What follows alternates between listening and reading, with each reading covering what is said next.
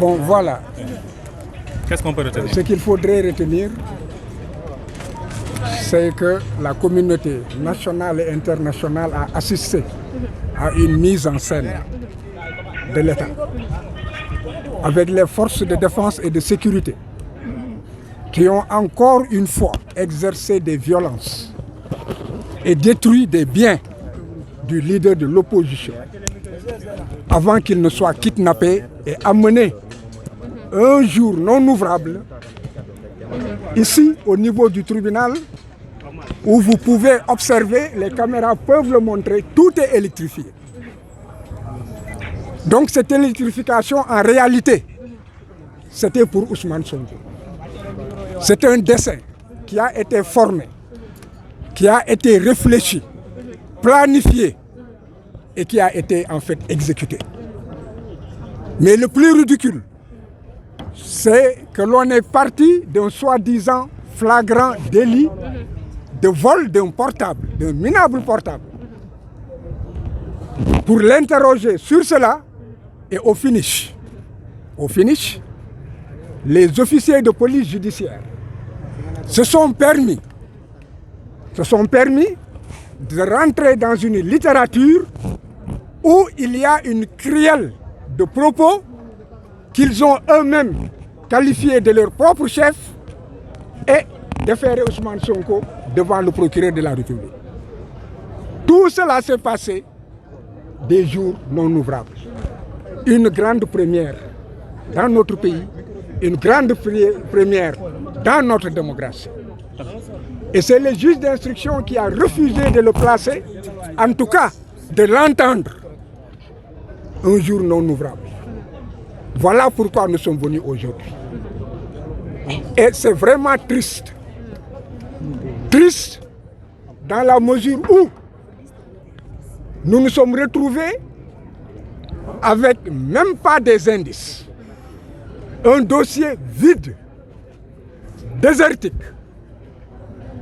rachitique, dans lequel il n'y a que des propos qui sont alignés, imputés à Ousmane et qui ont été caractérisés par la police que le procureur a repris.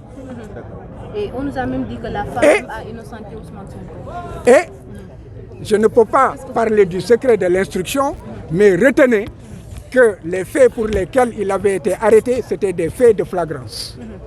Et on se retrouve de flagrants délits, de poursuites, qui ont été transformés en des crimes.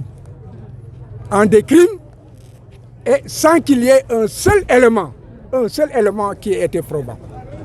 Ou en tout cas un seul indice.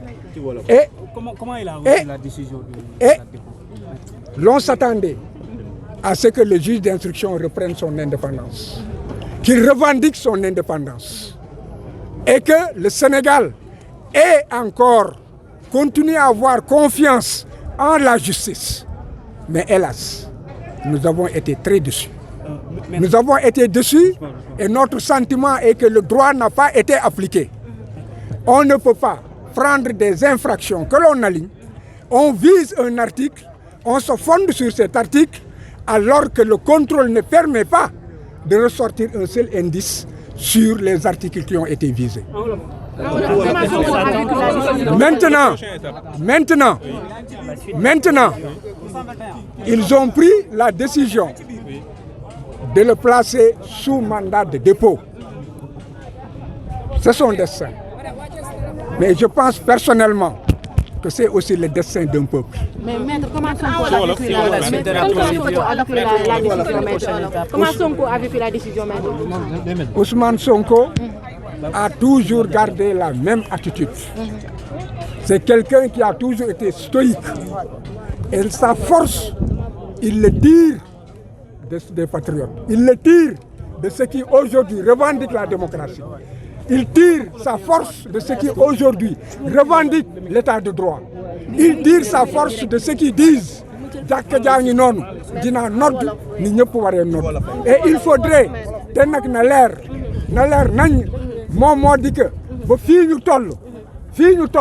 Ousmane Sonko dafa war a nekk candidat yoon xañu ko mu nekk candidat te dafa war a nekk candidat kooku il faut que mu leer ci turu nan la tuddee ci xelu nit ñi léegi ñoom ñu réjugé ko seen affaire la ñu bañ ko réjugé seen affaire la yoon dafa ne buñ ko jàppee atte boobu saay na naxasaal na amatul benn njëriñ kon ne nit ñi retenir ne que ba fii ñu toll tey jii Ousmane Sonko candidat la comme tout le monde et que mën na demander en fait les élections léegi nag nit mun na sanc wante destin xaw ma nuñ koy waxee ci wolof mais li wóor moom moo di que des ndogalu yàlla dégg nga yàlla rek moo koy dogal léegi ñoom dogal nañu ne ko Ousmane dafay dem kaso déedéet juum nañu yàllaa ko dogaloon xëy na yoon la boo xam ne que foofu lay jóge pour maanaam tey ji